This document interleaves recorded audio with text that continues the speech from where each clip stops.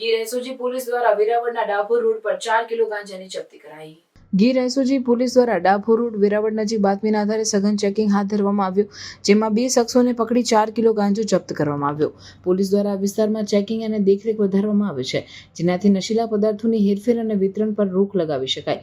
ધરપકડ કરાયેલ શખ્સોની પૂછપરછ ચાલી રહી છે, જેથી ડ્રગ ટ્રાફિકિંગના નેટવર્કને પકડી શકાય। અધિકારીઓ આ પૂરા ચેઇનને તોડી નાખવા માટે પ્રતિબદ્ધ છે। આ સફળ ઓપરેશન ગીર એસઓજી પોલીસની ગેરકાયદેસર પ્રવૃત્તિઓ સામેની પ્રતિબદ્ધતા અને કાયદો અને વ્યવસ્થાને જાળવવા માટેના પ્રયાસોને દર્શાવે છે। સોમનાથ બાયપાસ હાઈવે પરથી 2 ઇસમોને રાઉન્ડ અપ કરવામાં આવેલ। એ ઇસમોની પૂછપરછ કરી અને એમની તપાસ ઝડપી કરતા એમની પાસેથી 4 જેટલા પેકેટ મળેલ। જે પેકેટની ચકાસણી કરતા તેમાં પ્રાથમિક દ્રષ્ટિએ ગાંજો હોવાનું ધ્યાને આવેલ છે। જે ગાંજો કુલ 3,835 ગ્રામ જેટલો છે।